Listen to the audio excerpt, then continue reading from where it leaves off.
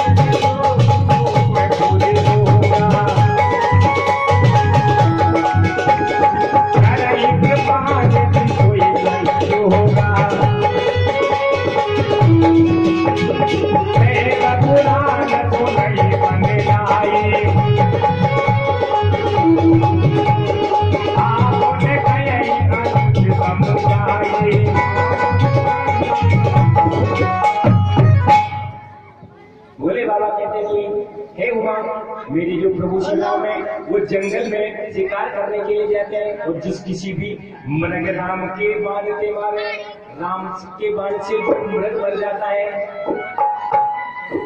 तो बोले बाबा कहते हैं उसको सदगति मिल जाती है।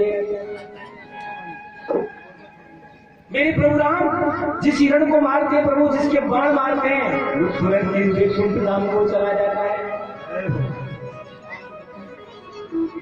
क्योंकि मेरे प्रभु को तारने का मारने का नहीं तारने का भी काम करते हैं। ऐसे भक्त वत्सल भगवान के चरित्रों को तुलसीदास जी महाराज वर्णन करते हैं। आनंद सखा संग भोजन करें और सब भाई मिल करके नदी के किनारे बड़े प्रेम के साथ में भोजन करते हैं और माता की और अपने पिताजी की और अपने गुरु की आज्ञा का पालन करते हैं और किसी से यदि कोई व्यवहार करना हो तो पहले वो माता पिता से पूछते हैं और गुरु से पूछते हैं वही व्यवहार करते हैं। और बोले बाबा कहते हैं कि उमा वो वही चरित्र करते हैं जिससे अवधवासियों को बड़ा आनंद आता है। और कभी कभी मेरे प्रभु श्री राम क्या करते हैं अवध में घूमने जाते हैं और जहां पर बड़े लोग बैठे हुए होते हैं संत लोग बैठे हुए उनके पास बैठ जाते हैं और बैठ करके क्या करते हैं कथाओं का श्रवण करते हैं भगवान के नाम का स्मरण करते हैं प्रभु की कथाओं का स्मरण करते हैं और उसके बाद में उन्हीं कथाओं को अपने छोटे भाइयों को श्रवण कराते हैं और बड़े प्रेम के साथ में आपन कई अनुज सब जावई और अपने छोटे भाइयों को बड़े प्रेम के साथ में समझाते हैं। और क्या क्या चरित्र करते हैं गोस्वामी आगे लिखते हैं राधिकाल मुटी तेरा पुराना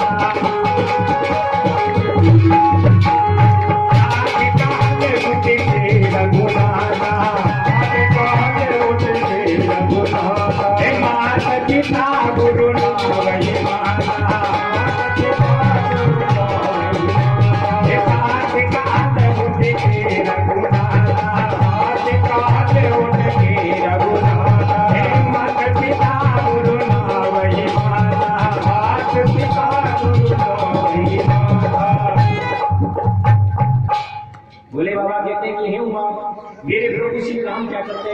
जल्दी उठ करके क्या करते हैं, पहले तो अपनी मैया के पास जाते हैं और मैया के पास जाकर के पहले तो मेरी माँ को प्रणाम करते हैं।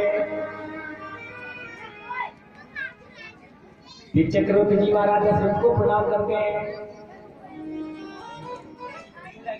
उसके बाद में गुरुदेव को प्रणाम करते हैं और उनके पूर्वजों की जो प्रतिमाएं लगी हुई थी अवध के अंदर उनको जाकर के प्रणाम करते हैं। तो कथा कहती है भाई बाप कि सबसे पहले जब हम प्रातः काल उठ करके क्या करना चाहिए, जिनके घर में माता पिता है उनको प्रणाम करना चाहिए। और यदि माता पिता नहीं है तो उनके नाम का स्मरण करना चाहिए।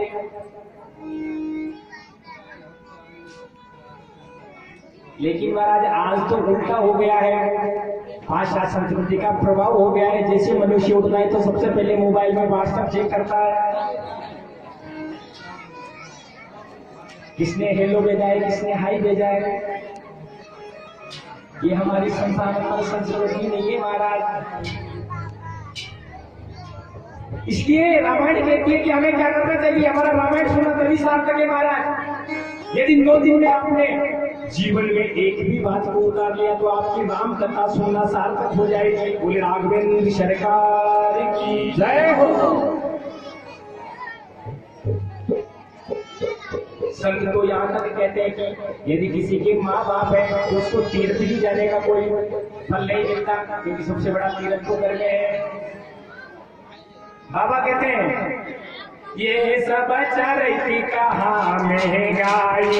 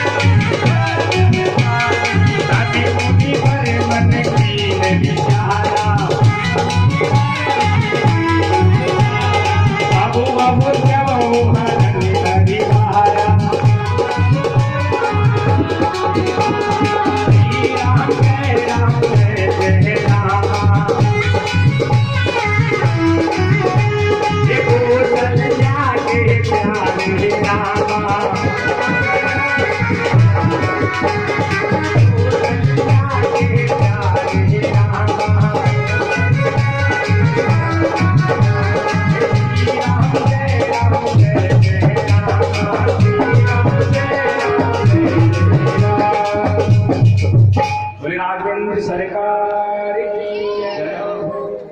भोलेनाथ कहते कि अब मैं हे पार्वती तुम्हें आगे की कथा सुनाता हूँ। अब मैं अवधपुरी से निकाल करके ये राम कथा को मैं बिहार में ले जाता हूँ। बिहार में एक जिला है जिसका नाम है बक्सर। उस बक्सर जिला में एक आश्रम है, किसका? विश्वामित्र महामुनि ज्ञानी।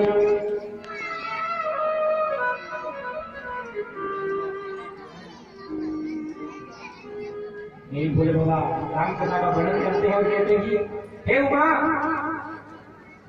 मैंने तुम्हें भगवान की बाल लीलाओं का श्रवण कराया। उन्होंने वो निराकार ब्रह्म ने सगुण बन करके किस प्रकार चक्रवर्ती महाराज दशरथ को आनंद प्रदान किया, सभी रानियों को आनंद प्रदान किया, अवधवासियों को आनंद प्रदान किया। लेकिन मेरे प्रभु का मुख्य काम क्या है? इस भूमि का भार को हरण करना, निशाचरों का वध करना, जिसके लिए उनका अवतार हुआ है। अब वो समय आ गया है